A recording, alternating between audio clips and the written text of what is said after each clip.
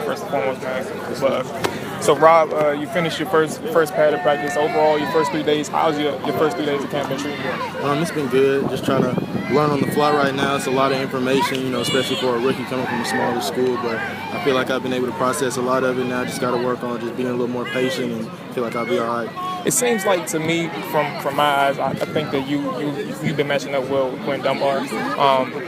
Would you agree with that? And also, like, how has he been challenging you, and more so the physical receivers? I mean, the physical defenders on this team.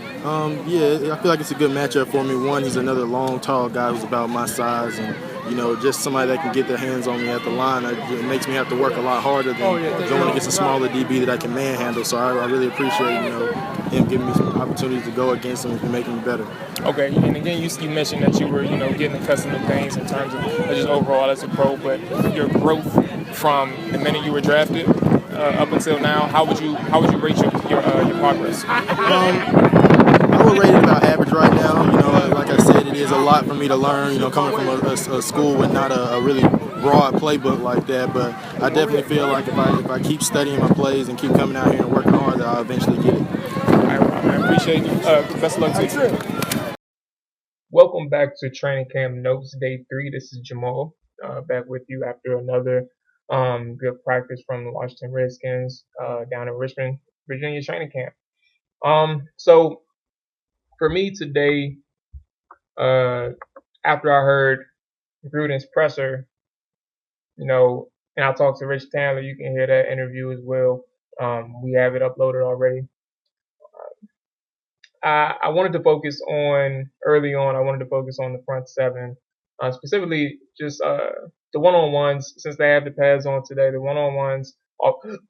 Excuse me, offensive line against the defensive line and the linebackers. So watching that, first and foremost, I asked Rich again. Does the defensive line, the front seven, look good to him? Not necessarily better. Well, I shouldn't say look good as in like they're going to be top 10 rush defense, top 10 in sacks, which they were last year. But in terms of the front seven as a whole, but just overall a better perception coming into we're in day 3 right now, so a better perception. Do they look good right now as opposed to last year? He said it's too early to tell, but day 3 again, players stood out again, and I think that's always going to be the case when it comes to individuals. There's always going to be a few people out of a group who looks good on a particular day, and that's fair. But I think the people that stood out to me today was first and foremost, it was Sean Laval on the offensive side. Sean Laval, Ty Nsekhe, and Trent Williams. Obviously, we know Trent Williams. He's an All Pro. Ty Nsekhe, shit, if he was starting, he'd probably be an All Pro. We just happen to have two of the better left tackles in the NFL on our team. Sean Laval went up against Jonathan Allen. Now, no, Jonathan Allen is a rookie. So I had tweeted that he went up against Allen had went up against Laval, and Sean didn't budge at all. And Sean he's a vet. Allen's still a rookie. Allen didn't really get that much of a penetration on Laval. He stood his ground, lost that particular rep that I'm speaking of. And that's what's going to happen. Laval had a good day today in the one-on-ones, and I think the offensive line actually in the team scrimmages as well, they held their own for the most part. The starting offensive line, the backups, they weren't. They had their share of turns of getting beat. With that being said, on the defensive side, Preston Williams. Sorry about that. Preston Smith stood out to me, not in a good way, really. It looked like a play, and I want to say it happened yesterday too. But it looked like a play where he went up against Trent Williams and just his confidence deflated. Like it was pretty low. Like it looked like he had given up mid play, knowing that he wasn't going to get past Trent, and just gave up on the rep. And that was something that stood out to me. And I asked somebody right beside me, I was like, "Am I tripping, or did or did Preston just give up on this play?" And they confirmed the same thing that I said. So I mean, that speaks on Trent Williams and how good he is, but also says something in terms of and I'm not saying Preston Smith is a quitter. Let's get that understood. But Preston Smith giving up on a play is just something that had me scratching my head the minute I saw it. Preston Smith went up against Trent Williams, I think, twice today, and unsuccessful both times. Junior Gillette was okay again today too. Yesterday he had a good day, and he was all right. Looking on the first day, sorry, on the first day he was looking good too. But today he went up against Ty Secchi again. On one particular play, he had a good move, got around Ty, but when you slip, that's a loss. He lost the rep. But I mean, the good move by Junior, but he slipped and fell. So it was easy money for Ty. Just fall on him, move on to the next rep. So, and that's been Ty Secchi against Junior Gillette has actually been a good camp battle. One of the few that I've noticed in particular. Them two have been going at it all camp so far to date. There's more contact practices coming up. Tomorrow they have the day off, but those two have been going at it all camp so far, and it's been fun to watch personally. And Junior, you can listen to his interview with us, or I wouldn't say with us, but the little media session with him from yesterday. You can listen to it and how he spoke on Trent Williams, sharpening his toolbox, as Josh Norman would put it. So yeah, it was something to look at. What else? What else? I'm scrolling through my stuff. Phil Taylor had a couple good plays. He showed some big man strength from the nose tackle position. Veteran. I think the thing is with Phil Taylor is that obviously he had the injury history, but when he was with Cleveland and he was healthy, he was a problem. And that's just something that has everybody intrigued because a lot of people root for Phil. On his team, a lot of people are rooting for him. And a lot of people, the fans that know him from his Cleveland days, know how good he can be if he's healthy. And he showed out a couple times in the one-on-ones. The first 3 days, period. So that's just something that was something interesting. Another guy that looked good today was Matt Ioannidis. In the one-on-ones, I tweeted that he put he put Ari Kondro on his ass. Pure strength move, power move. Nothing fancy, just put him on his ass. Easy sack for Matt Ioannidis. And I think obviously we know Ioannidis is a guy who struggled last year, and this is a year for him, to prove that first off, they don't have him exclusively lined up at nose tackle this year like you've seen last year, him playing nose tackle. They've been moving him at end and heavy rotation. Like when the reporters are saying that there is no starter, that's the guy. It's the God honest truth, man. The rotation is heavy. Today there was in the front seven you had a mix of Allen, Anderson, the rookie Ryan Anderson, Matt Ioannidis on the field at the same time as well in a 2-4-5 nickel situation. So they're definitely doing what they trying their card at a lot of different subs and all these type of things. So Matt Ioannidis, man, he had a good day today. And not in just one-on-ones, but 11 full team scrimmages. Scrolling through now.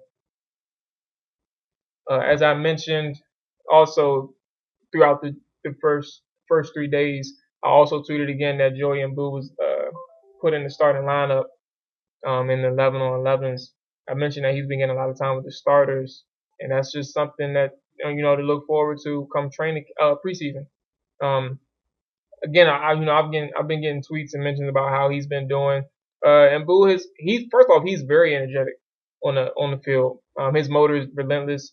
I think the one thing, and it's a good mentality to have because uh, after every play, you see a running back, they always, regardless of if they blow the whistle or not, the running backs are finishing the run.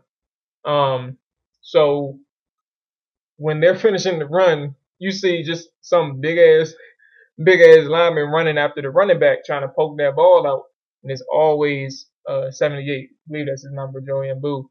Um, so I hope I'm saying his last name wrong. I mean, I hope I'm saying his last name right, because that's my first time really saying it, but I'm saying it the way it looks. Hopefully I'm right. Anyway, he's been, his motor is relentless, man, and he's been uh, very active in the front seven. And shoot, pay attention to the preseason games where he's starting, who's starting at the number one. I think right now at this point for the nose and the base lineup, it'll probably be Mbu or Phil Taylor. I think as far as the nose tackle is concerned. Um, what else can I talk about today? Today, again, Jeremy Sprinkle is a problem. Um, Rich Chandler, and I wasn't there for the OTAs and mini camps. Rich Chandler spoke about how he didn't look comfortable. He wasn't really sure of himself, early on. However, what I've been seeing from Sprinkle, and I wish I was able to talk to him. I just missed him. I was talking to Robert Davis, and you will hear that interview with the Hog staff tomorrow. Today is the 29th, so you will hear that interview tomorrow for the Hog staff. We also have the transcript release. I wrote up about him, so you can actually find, if you don't want to hear what he said, you can find our work up on him. It's already out there by the time this is released. But if you want to hear the audio, we will have that shortly. But anyway, Robert Davis is a guy. Jeremy Sprinkle is a guy that his size. He looks really comfortable out there. He's moving quick, and his size is a problem. I noted that he's been making a lot of catches. I didn't see him drop one pass out there, and that's worth saying something because I've seen Vernon Davis drop a few. Um, Vernon Davis dropped a few. One of these other tight ends, like number 46 or something like that. I can't even remember his name. He dropped a couple. And those are the main tight ends that's been out there. But Jeremy Sprinkle, he's a guy who's been moving fluid, looking way more confident on the field, looking like I haven't even seen him playing OTAs in minicamp, but he's playing confidently. He's getting a lot of reps with the twos, mainly probably because Jordan Reed is out. So that's worth saying something. That's worth noting. But he displayed. He's a great catcher. Very good, strong hands. He had a catch today where I think it was McCoy who threw it to him in tight coverage, but Sprinkle caught it with his hands, not his body. The DB tried to knock it out of his hands, obviously unsuccessful. And actually, it was a linebacker, I believe. It was a linebacker, not a DB, which makes it even better because obviously the linebackers are typically stronger than or bigger than the defensive backs. So they tried to pry it away, couldn't, and it was, like I said, it was really good coverage. But Jeremy Sprinkle was the stronger one, and I think he's been doing good this camp, man. I can't wait to see him on the field in terms of preseason games, just to see how he's looking. It's one guy that I've really been paying attention to these first 3 days. Today, and I know you guys get tired of it. It's fair, but Ryan Grant had a hell of a day too. Getting a few screen passes thrown his way, and also caught of what would have been a 60-yard touchdown pass. And that's worth saying something because they jammed him at the line, and his main goal, obviously at that point in the passing play, is to get off the line. He got off the line. There was nobody back there to cover him. And he would have took it to the crib if it was real time. So overall, he had a couple, and shoot, he had a couple good catches in traffic too prior to the full team scrimmages. So he's been doing okay. I understand, me personally, from being down there, I understand why they say why Jay Gruden is so high on him in terms of being a great practice player, because he really is. He's really good in practice, and I'm just hoping it can translate, because the way I seen him practice, I'm not saying he's an elite player on the practice field, but if he's able to translate the way he plays onto the actual field when it counts, he's somebody who's worth paying attention to. He's worth keeping on your roster. And that's where I think the disconnect is with Ryan Grant and us as a fan, is that we just know he's a good practice player, but we don't see it on the field. And that's just something that needs to be worked on. Hopefully, it clicks with him and it's just instant. That's the hope. We don't know just yet, man, but we'll see. We'll see when it comes to Ryan Grant. That's enough Ryan Grant talk for today. I know you guys can't stand him. I don't have a problem with him, but I know you guys can't stand him, so I'll leave it at that. I'm scrolling through now. Again, I'll mention again, Josh Doctson looking good. Definitely looking good. No signs of any injuries lingering. Another solid day at practice. What else? Let's go ahead and get to the kicker. Now, there's one thing there's one thing that should be mentioned, man, about kickers. You don't really pay attention to them until they start missing. And in the 2-minute drills, and somebody asked me why did the offense not score in the 2-minute drill? Well, first and foremost, and this is something that stood out to me today. In the 2-minute drills, the offense had their way with the defense. Gave up the 25, 30 yards with ease. So that was one thing that stood out to me. I don't know. Obviously, I can't look at the film, and we couldn't record during that session. So I don't know what was specifically going on collectively as a defense. Maybe the offense was just on point, because the throws were looking good. They were in tight coverage. So that was one thing. But anyway, back to Dustin Hopkins. When they sent him out for the first teamers, for his kick, up, and hits the upright. It's a miss. First one's a miss. So the second team gets down there, he nails it. And he makes his next 3. So he went 3 for 4, then went 3 for 5, and made his last 2. Maybe the wind was playing a factor, because he was missing left. The wind was blowing, and we were on the left side of the field. Well, I guess right side, from looking from the Bon Secours, the VIP section. But either way, the wind was blowing to his left, and that's where he was missing. He was missing to his left. He missed both his kicks to his left. And somebody asked earlier, like, why is there no competition for the kicker? Jay Gruden is really set on not, he feels like he's doing just fine. Like there's no need for competition, especially not now. And I mean, I guess I think competition is doing well, but a lot of people worry about his confidence, anything like that. Trust me, Dustin Hopkins today, he didn't even look like it fazed him. In terms of if there was any look of lack of confidence or anything like that. No, that wasn't the case. And he also missed his second one backing up, which is kind of like it's kind of a problem, but it was definitely less of an issue than the one that he missed inside the 30. So in terms of kicking, I wouldn't panic just yet, but missing your first kick. First off, your first kick in team drills after you were on the opposite field practicing kicking, right then and there. And, that's a problem. You shouldn't even have that issue. I am scrolling through again. I guess overall thoughts in terms of who won the day. It was probably a tie. I'm not even gonna lie to you, because the starting defense had their moments, especially in the secondary. There was a few coverage sacks.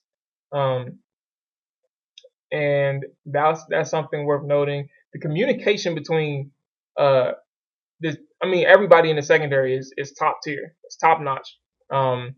We over these first few days we talked about how DJ Swearinger is he's the leader, he's a vocal leader, and that is true. And it's contagious because he's not the only one talking in that secondary. Everybody's talking. It's constant chatter. It's constant chatter.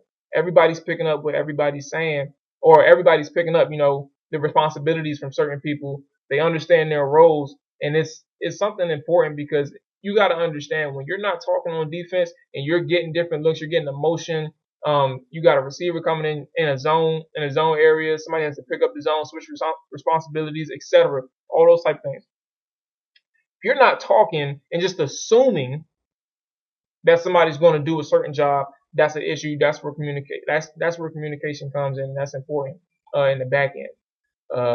There was also just for references to the roster. Will Compton today was paired up with Zach Brown. Marshall Spate was paired up with Mason Foster today. Also, so like I said, they continue to mix up the front seven. It's a heavy rotation. They're trying their hand at everything. And one of my problems when I think about it is that maybe they try their hand on a lot of things. Like they try their hand at a lot of different rotations, but they don't necessarily settle on one. And that might be a problem. They don't find the best one. So that's something that it's something that you might want to start. And they say it is early too. By the way, Jay Gruden said it's early, so they'll start figuring things once the pass come on. Pass starts today. And obviously they'll continue within this week coming up. So they may narrow it down to this point, but the rotation at inside linebacker continues in terms of Mike, the Mike backer. So with that being said, they split the day honestly. The secondary was looking good. The offensive line was looking good. Now I would say I can't. I guess the running backs was looking good too. For the most part. One thing I did see throughout these 3 days was that, and this is what I guess it counts for every running back honestly because I didn't see it happen. I saw the same thing for Matt Jones too, but Matt Jones, Samaje Perine, Rob Kelly, I didn't see a fumble from any of them. And when I've seen like 6 or 7 defenders try and rip the ball out of Samaje Perine's ball carrying side, and all 6 or 7 of them were unsuccessful. The man's forearms and his upper body strength, his arms, it's damn near impossible. Like he didn't even budge. There was no wiggle with the ball, nothing. They couldn't get nothing under him. And that's something that's something to note, just to go on his strength. I really didn't see him, get put on his ass today. I didn't see him get knocked backwards or anything like that with the pads on. Neither did Matt Jones for that sake. Nothing with these guys either. So they had a pretty solid day today. All right, so Pascal, the rookie receiver, continues to make strides, man. He's making a name for himself. Zach earlier, well, I guess Gruden believes, he was asked if he has, the ability to make the 53-man roster, and Jay Gruden instantly said yes. He's made some good catches. Today he stood out again in 2-minute drills. And that was a good thing for him, especially in a critical situation. Nate Sudfeld was off today. And it was. I mean, he's been inconsistent throughout this training camp as well. He threw a bad pass over the middle, targeting Niles Paul, but threw it right to Nico Marley, who was already in great position. So I don't understand the thought process behind the throw. Maybe he felt panicked when he had to rush a pass and he literally just chucked it up there. Nico should have caught it. Nico should have caught it. In terms of, I mean, I guess I'll go ahead and end it there. Overall, like I said, man, I've been impressed by Jeremy Sprinkle. Um, been impressed by Jeremy Sprinkle, and I've also been impressed by just overall the defensive line, man. They've been looking good. Most of the runs now, Matt Jones broke a run today for probably like 15, but for a majority of this entire camp since I've been here, the front seven has been holding their own. Hardly giving up. Probably, I'm not even going to do an average because that's not even fair. I'm not going to do an average, but they haven't been giving up much in the run game. Very active up front, and just collectively playing as a whole. It's not just the defensive line, but they're allowing plays for the linebackers and the safeties, the blitzing safeties or the strong. So whoever's coming up to the line, they've been able to play faster, and that's exactly what they've been doing. So the front seven has been looking good to me overall. Like I've mentioned that they if it was live, they would have forced a few sacks already. They forced a few bad throws as well. When they couldn't get home, sometimes it was cover sacks. So, or it would have been a throwaway. So they've been really impressive, and I have a few more that I've really been impressed with, but I mean they're the obvious: Josh Doctson, Terrell Pryor, Jamison Crowder, Junior Gillette. He's been looking good. These guys have been looking good. Ty Secchi, Trent Williams, and all these guys have been looking good. Obvious names. But Jeremy Sprinkle in the front seven is the two that I've been harping on. And like I said, I have to see how Jeremy Sprinkle looks in preseason games as well. But he's been looking good so far in camp, and that's worth noting. And that's something worth keeping an eye on because of how Rich Tandler said he wasn't as good, earlier in the year, OTAs, mini camps, all that type of stuff. So we'll go ahead and end it there. I know this was pretty long. Hopefully you guys enjoyed these, man. I've enjoyed doing the work. It's something that was a challenge to me. I didn't expect the hours to go to be this long, but I've enjoyed it. Hopefully you guys have enjoyed my Twitter feed, the Hogstyles Twitter feed, and the constant updates, man, for these 3 days. It's been a pleasure, man. Hopefully I can come back down soon to look at a couple more practices, but we'll see. We'll see. I will let you guys know, and the minute I know, you'll know. So any questions, just let me know. Let the Hogstyle know, and I can answer them. And we'll have a show tomorrow as well. This is the 29th again. We'll have a show tomorrow where I can probably answer a few more questions. Also, we'll play the Robert Davis interview, which was, basically, and there was a theme to my questions, by the way. Basically trying to figure out because of who I interviewed. I interviewed a few rookies, and then I got in on some of the veterans. But I just basically asked them about their growth because a lot of people don't know what these players are really, in need of improving. A lot of people see a person and say they're either good or bad, but you don't really see, what they have to improve upon. And I was there for that, just to see the growth of players, see what they struggled with, and see what they saw was a challenge. Not just, shouldn't say struggle, but see what they saw as a challenge and how they was going to address that challenge. So you'll hear about Robert Davis and how his first 3 days has been, what he's been looking like from the start of him being drafted to to this very point, and the challenges against a physical receiver. Some good content, man. A lot of people root for Robert Davis. So with that being said, I want to thank you all for listening to these. Again, it's been fun. Talk to y'all later. Peace.